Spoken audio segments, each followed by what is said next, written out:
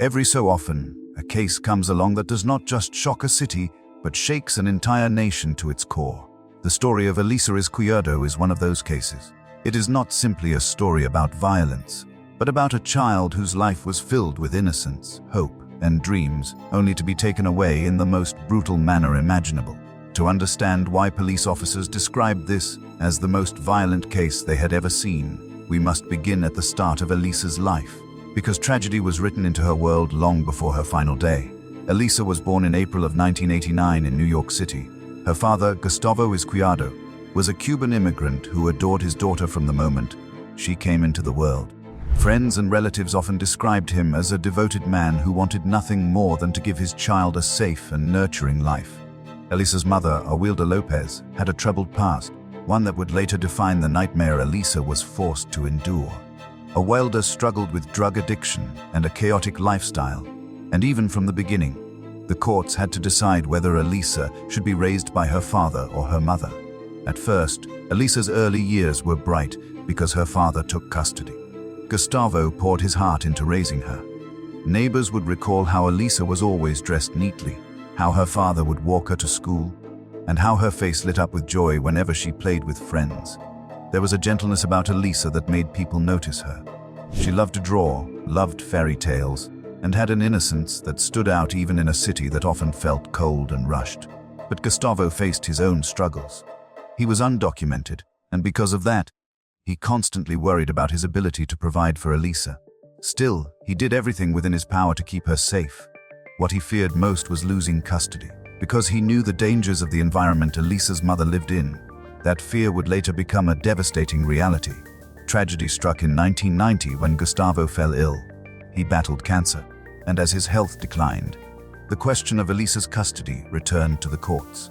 Before his death, he pleaded with the system to ensure Elisa would remain in a safe home, away from her mother's influence. Teachers, neighbors, and even relatives warned that Awilda was not capable of raising a child. They spoke about her drug use, her unstable relationships, and her history of neglect. Yet, despite all these warnings, the court eventually granted Awilda custody of Elisa. This decision would prove fatal. When Elisa went to live with her mother, her once bright world began to darken. The loving care her father had given her was replaced with cruelty, neglect, and abuse. But at this early stage, people who knew Elisa still believed that perhaps the worst could be avoided. She still attended school, she still had moments of laughter, and she still showed resilience in the face of difficulty. Yet behind closed doors, the seeds of tragedy were already being sown. It is important to understand the environment Elisa was placed in. The New York of the early 1990s was a city struggling with crime, poverty, and drugs. Entire communities were caught in cycles of violence and addiction. In that atmosphere, children like Elisa were especially vulnerable. Social services were overwhelmed, courts were stretched thin, and mistakes were made, mistakes that would cost lives. One of the haunting aspects of Elisa's story is how many opportunities there were to protect her.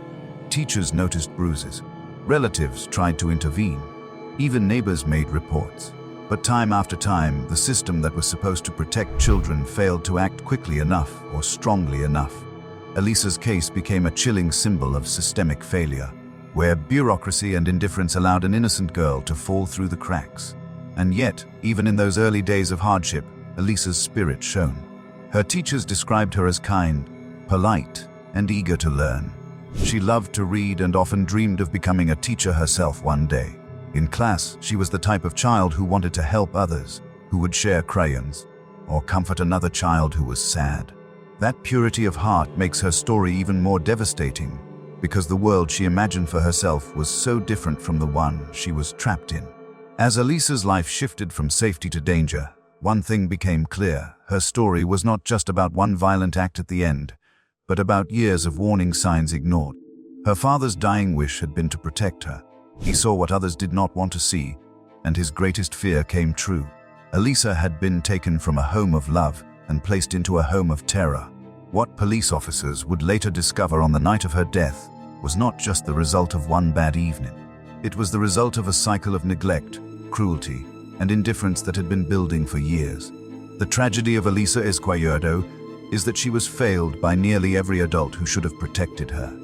Her mother, the courts, and the very system meant to shield children from harm. But before we reach that heartbreaking night, we must look deeper into the years Elisa lived with her mother. It is within those years that the truth of her suffering is revealed, and the silence of those who could have helped becomes impossible to ignore. The abuse, system failures, and Elisa's cry for help. When Elisa Izquierdo moved into her mother's care, the change was not just a shift of households. It was a complete reversal of her world. The warmth, safety, and consistency that her father had provided vanished overnight. What took its place was fear, violence, and a relentless cycle of abuse that shocked even hardened investigators when the full truth was finally revealed. Awelda Lopez, Elisa's mother, was not a woman prepared to nurture a child. She was consumed by her drug addiction, trapped in toxic relationships, and often more interested in her next high than in her daughter's well-being. From the moment Elisa entered that apartment in Brooklyn, she entered a nightmare that would grow darker with each passing year. At first, the signs were subtle to outsiders. Elisa began showing up to school with small bruises, the kind a child might get from rough play. But teachers noticed something deeper. She had begun to lose her smile. The little girl who once ran eagerly into the classroom was quieter and more withdrawn. She flinched when adults raised their voices, and she avoided eye contact whenever questions about home were asked. Teachers grew concerned, but in the world of the 1990s, suspicion alone was often not enough to trigger swift intervention. Then, the bruises became harder to ignore. Reports were filed with Child Protective Services. Elisa's relatives raised alarm after alarm. One relative even begged the courts to reconsider custody, warning that Elisa was in grave danger. Still, the wheels of the system turned slowly, almost deliberately, and Elisa was left in harm's way. The abuse Elisa suffered was not only physical but also psychological. Awelda told Elisa that she was unwanted, that she was a burden, and that she would never be loved. Imagine being a small child and hearing those words from the very person who is supposed to protect you. Elisa was mocked, belittled, and punished for the smallest mistakes. Her hair was pulled, her face was slapped, and she was often locked away when Awelda did not want to deal with her. Yet in school, Elisa tried to hold on to the last pieces of her innocence. Her teachers noticed how she still clung to fairy tales, stories about princesses who were saved from cruel stepmothers or dangerous villains. Elisa, in her own way, believed that someone would come to rescue her. Perhaps it would be a teacher. Perhaps it would be the system her father had trusted. Or perhaps she hoped for some miracle that never came. What makes Elisa's case so haunting is the number of missed opportunities to save her. Social workers visited her home, but reports were closed. Relatives filed complaints, but courts dismissed them.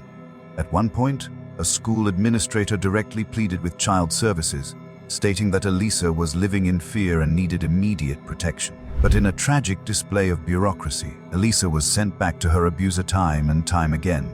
The abuse escalated over the years. Elisa's once neat appearance turned to signs of neglect. She often came to school hungry, her clothes unwashed, her hair matted. Teachers did what they could, feeding her and offering her kindness. But kindness could only go so far when Elisa had to return to the same dangerous home every night. By the mid-1990s, Elisa was living in what can only be described as a torture chamber disguised as an apartment. Awelda's drug use had spiraled further, and her rage became uncontrollable. Elisa became the target of that rage. Neighbors later testified that they heard screaming from the apartment and the sounds of slaps and cries that went unanswered. Some neighbors tried to intervene, but in communities where police presence often meant more trouble than help, people were afraid to push too hard. One of the most heartbreaking details from Elisa's story comes from her schoolwork. In one assignment, she wrote that she wished for a home full of love. Simple words from a little girl, but they reveal a desperate cry for safety. Elisa knew what she was missing, and she longed for it in the only way she could express, through her writing. Her teachers held on to these assignments after her death, proof of how she had tried to speak even when her voice was silenced at home. The cruelty Elisa endured was shocking even to seasoned investigators. She was forced to eat her own feces at times, locked in rooms for hours, and beaten with objects. This was not discipline, it was sadistic abuse. Awelda treated Elisa not as her daughter, but as an outlet for her anger, resentment, and self-destruction. And each time Elisa returned to school with new bruises or new fears, the question grew louder: why was no one stopping this? The truth is that Elisa's death was not only the result of one violent parent, but also the result of a broken system. Child Protective Services failed her. The courts failed her. Society failed her. Even when Elisa's own relatives fought for her, they were told that the law had spoken and that custody belonged to a wielder. In one of the most bitter ironies of the case, Elisa's father had predicted this very outcome before his death. He had warned the system that a wielder was unfit, and his warning was ignored. What makes the case even more painful is that Elisa herself seemed to know that her time was running out. Children are often more perceptive than adults give them credit for. Elisa's withdrawn behavior, her written assignments, and her soft-spoken nature all painted the portrait of a child who understood that she was in danger but had no power to escape it. She trusted that adults would save her, and those adults failed again and again. The horror of Elisa's abuse is difficult to even speak about, and for many, it is easier to turn away than to face the reality. But her story matters because it is not just about Elisa. It is about every child who has been left in harm's way, every cry for help that has gone unheard, and every failure of the systems that are supposed to protect the innocent. By 1995, Elisa was only 6 years old, yet she had endured more suffering than most people will in a lifetime, and the most violent chapter of her life had not yet been written.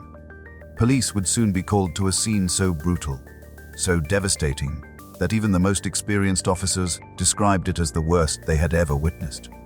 Before that tragic night, Elisa endured years of pain that should have been stopped, and when the end came, it was not sudden. It was the final act of cruelty in a pattern that had been building since the day she was taken from her father's arms. As we move into the final days of Elisa's life, prepare yourself, because the events that unfolded would scar New York City forever. The death of Elisa Izquierdo was not just another crime. It became a symbol of everything broken within a society that promised to protect its children.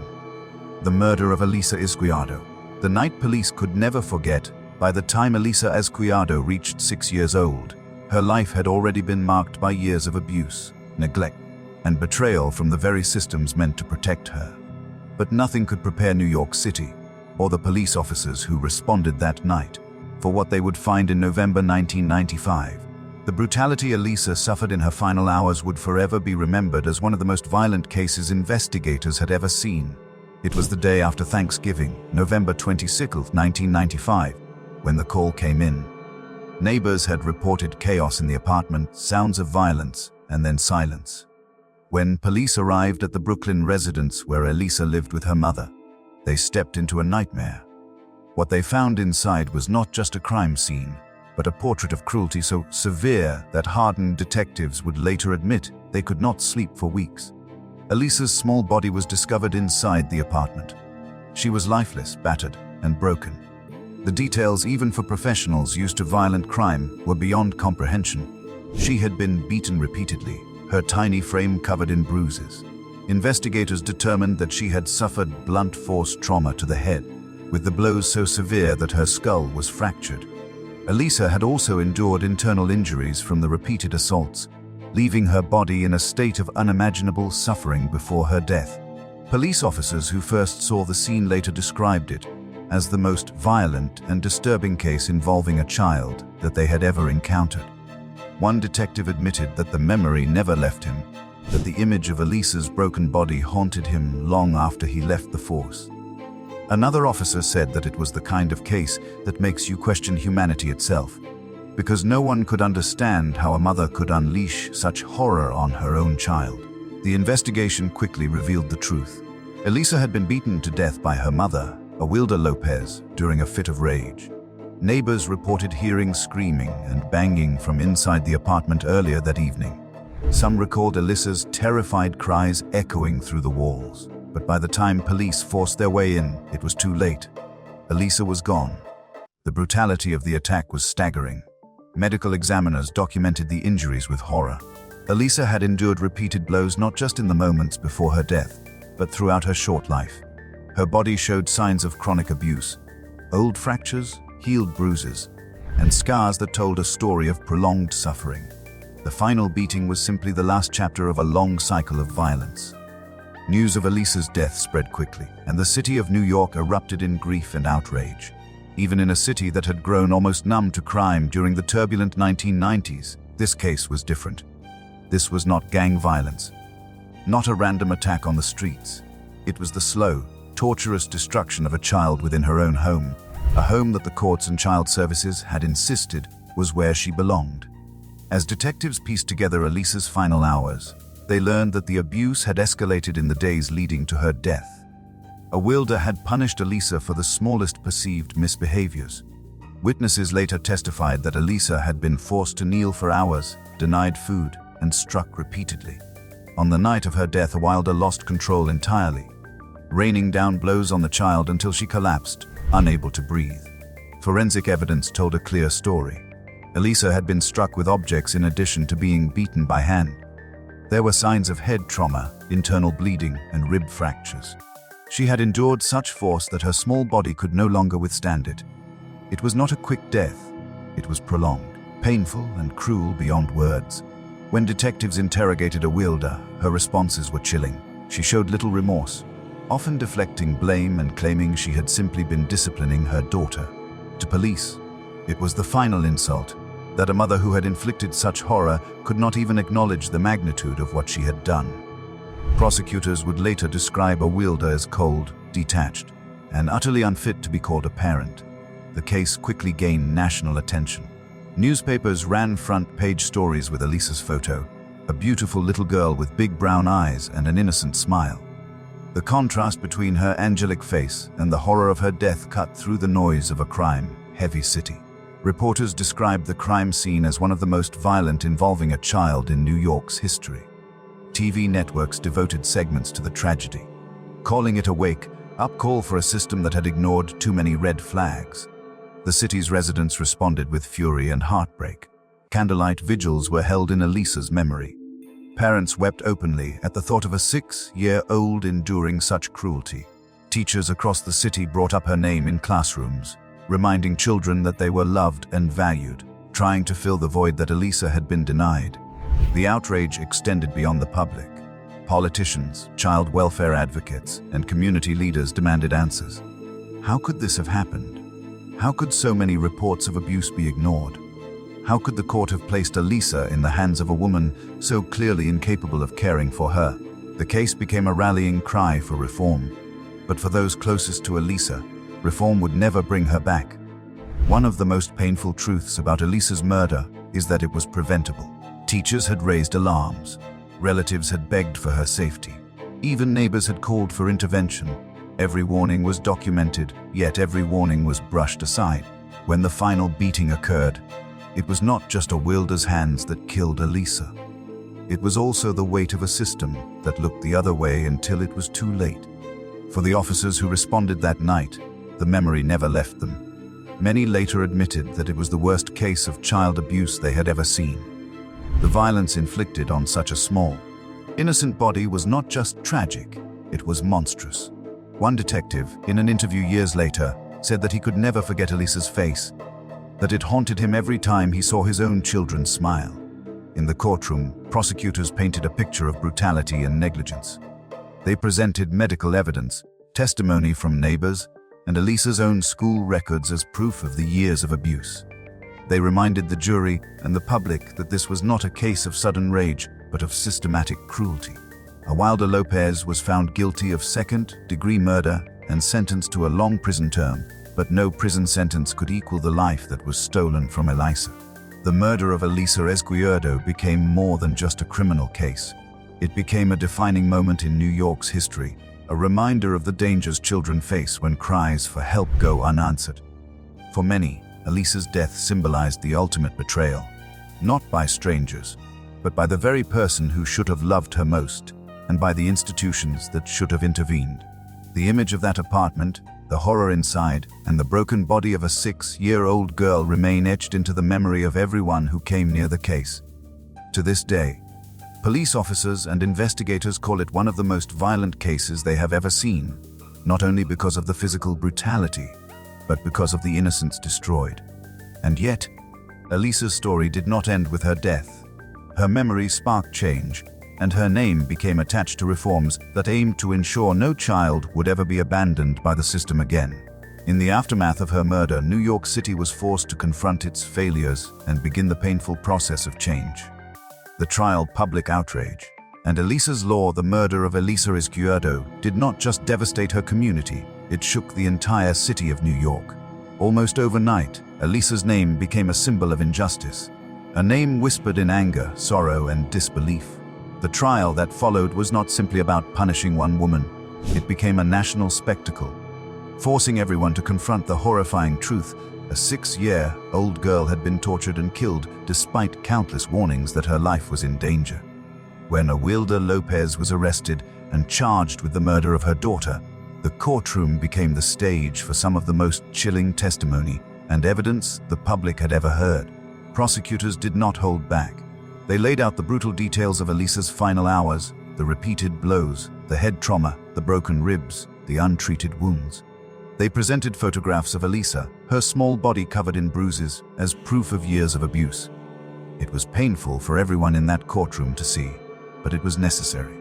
The city had to face the reality of what Elisa had endured. Awilda's defense tried to argue that she had not intended to kill her daughter, that the death had been the result of discipline gone too far. But the jury and the public were not convinced. Discipline does not fracture a child's skull. Discipline does not cause repeated internal injuries.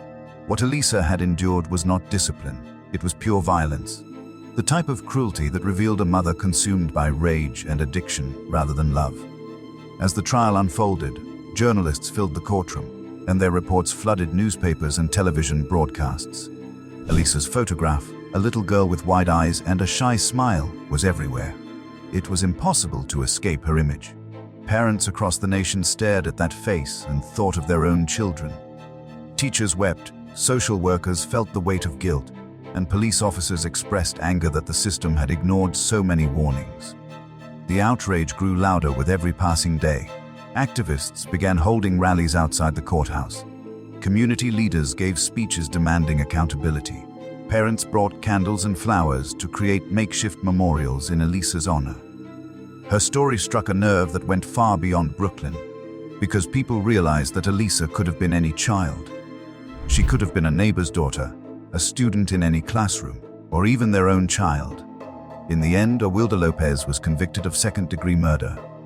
The jury needed little time to reach their decision. The evidence was overwhelming, and the horror of Elisa's suffering could not be ignored. Awilda was sentenced to 15 years to life in prison. For many, it was not enough. Some called for harsher punishment, arguing that a crime so brutal deserved nothing less than the maximum penalty. Others believed that no sentence could ever measure up to the loss of Elisa's life. But the courtroom verdict was not the end of Elisa's story. In fact, it was only the beginning of something larger. Her death sparked a movement that changed the way New York State handled child abuse cases. Politicians, stung by public outrage, realized that they could not allow another tragedy like this to occur. In the wake of the trial, lawmakers introduced new legislation designed to strengthen child protective services and increase transparency in abuse cases. This legislation became known as Elisa's Law. Officially passed in 1996, Elisa's Law gave the public and the press greater access to records of child abuse cases, creating accountability where there had once been secrecy. No longer could agencies hide behind privacy rules when children were in danger. The law also expanded protections for children and provided more resources to child welfare workers, so that warning signs could not be ignored as easily as they had been in Elisa's case. The passing of Elisa's Law was seen as a victory, but it was bittersweet. Many advocates argued that it should not take the death of an innocent child to create reform. They reminded the public that Elisa's father had begged for her safety, that teachers had reported her bruises, and that relatives had fought for custody. All to no avail. Elisa's Law was important, but for Elisa herself, it had come too late. Even with reform, the scars of Elisa's case remained. For police officers who had walked into that apartment, the memory never faded. For teachers who had watched Elisa grow quiet and fearful, the guilt was unbearable. For her relatives, the grief was lifelong. And for the city of New York, Elisa's death became a permanent reminder of what happens when systems fail. The media continued to cover the story long after the trial ended. Documentaries were produced, newspaper editorials were written, and television segments revisited Elisa's case on anniversaries of her death. Each time, the story was retold not just as a tragedy, but as a warning. If it could happen to Elisa, it could happen to others. And if society wanted to protect its children, it had to learn from its mistakes. One of the most powerful legacies of Elisa's case was the cultural shift it caused. People began to see child abuse not as a private family matter but as a public issue that demanded action. Neighbors became more vigilant. Teachers spoke up more loudly. Social workers received more training. While Elisa's life could not be saved, her story gave courage to others to intervene when they suspected a child was in danger. Elisa's law also gave journalists and the press a stronger voice. Reporters who had covered her story often said that the law allowed them to shine light into dark corners of the system. When agencies tried to hide their failures, the press could hold them accountable. That accountability was Elisa's gift to future children, a gift born out of her suffering. And yet, for all the reform, for all the speeches and promises, the ache of Elisa's loss remained. People would walk past her photograph in memorials and feel tears well up. Teachers kept her schoolwork as a reminder of why their vigilance mattered. Detectives revisited the files and admitted that, even years later, they still had nightmares. Elisa's trial was about justice, but Elisa's legacy became about change. She did not live long enough to see the difference her name would make, but her story reshaped laws, influenced child protection policies, and awakened a nation to the urgent need to protect its most vulnerable. Still, there was one question that lingered: could Elisa's death have truly been prevented? For those who knew her father's pleas, for those who saw the bruises and reported them, for those who heard the cries from the apartment walls, the answer was yes. And that truth is what made her case so painful. Elisa should have been saved. The trial ended with a conviction. Elisa's law was passed. New York City promised never again. But the city still carried the weight of guilt, a collective responsibility for a little girl who wanted nothing more than a home full of love. Why Elisa's story still matters today. Elisa Izquierdo's story is not only about tragedy, but also about the responsibility we all carry. She was a 6-year-old child who wanted love, safety, and a chance to dream. Instead, her life was stolen in the most violent way imaginable. Police officers who found her body called it the worst case they had ever seen, and decades later, the pain of her story still lingers. But Elisa's legacy is powerful. Her name lives on in Elisa's law, which gave transparency to child protection cases and made it harder for agencies to hide their failures. Her story forced the public to pay attention, to recognize that silence in the face of abuse can be deadly. Elisa's memory continues to inspire teachers, neighbors, and social workers to act when a child is in danger. Every time her photograph appears, we are reminded of the cost of inaction.